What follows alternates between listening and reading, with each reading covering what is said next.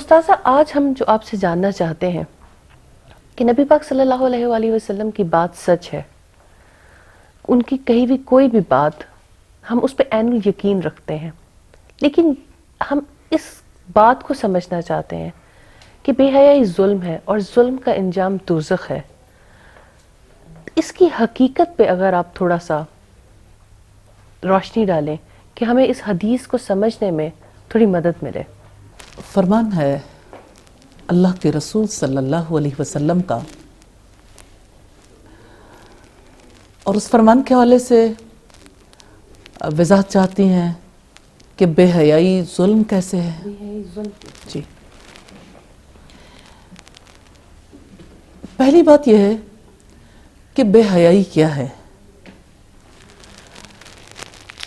اس کو ہم اس کے اپوزٹ سے، اس کے متضاد حیا سے سمجھ سکتے ہیں۔ حیا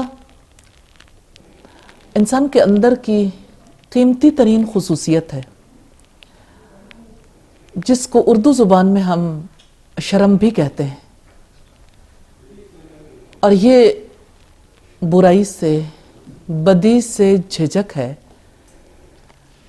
اور بے حیائی کا مطلب یہ ہے کہ انسان کو کسی بدی، کسی برائی سے کسی قسم کی جھجک محسوس نہ ہو۔ بے حیائی ظلم کیسے ہے؟ ظلم کہتے ہیں کسی چیز کو اس کے مقام سے ہٹا دینا۔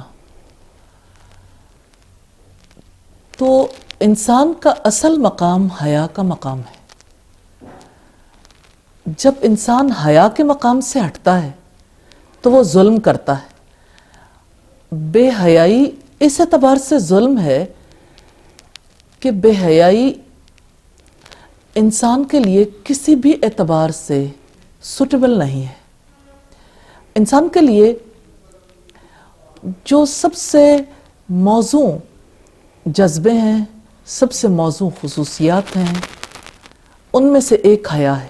رسول اللہ صلی اللہ علیہ وسلم نے فرمایا، حیا اور ایمان دونوں ساتھ ساتھ رہتے ہیں، ایک اٹھے تو دوسرا بھی اٹھ جاتا ہے۔ ابلیس نے سب سے پہلی ضرب اسی حیا پر لگائی تھی، جس وقت آدم علیہ السلام اور حضرت حوا دونوں کو اس نے بہکایا، ایک درخت کا پھل کھانے کے لیے آمادہ کیا۔ اس وقت دونوں کے ہی لباس اتر گئے تھے، اور فطری جذبے کی وجہ سے انہوں نے اپنے آپ کو جنت کے درختوں کے پتوں سے ڈھانپنا شروع کر دیا۔ یہ اندر کی ایک مانگ ہے، یہ اندر کی ایک طلب ہے۔ تو جس وقت انسان اندر کی طلب کو دبا دیتا ہے، یا اس کی جگہ پر انسان کسی اور چیز کو لے آتا ہے، جیسے اندر کی طلب حیا ہے، اس کو دبا دیا اور بے حیائی نے اس کی جگہ لے لی، تو اس کا مطلب یہ ہے کہ مقام بدل دیا۔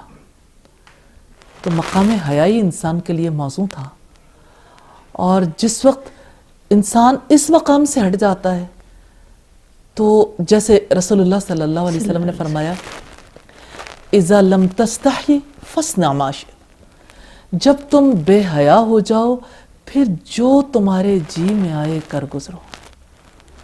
تو بے حیائی کی وجہ سے اعمال شر کا آغاز ہوتا ہے، یعنی انسان کے لیے بدی کا کوئی کام کرنا مشکل نہیں رہ جاتا، چاہے وہ کلام کی بدی ہو، چاہے وہ عمل کی بدی ہو، معاملات کا تعلق ہے، جہاں تک نظر کا معاملہ ہے، سماعت کا معاملہ ہے، زبان کا معاملہ ہے، کسی قسم کے افعال ہیں، دوسروں کے ساتھ تعلقات ہیں، مجلسیں، تعلیمی ادارے، پورا معاشرہ، ہر ایک چیز لپیٹ میں آ جاتی ہے۔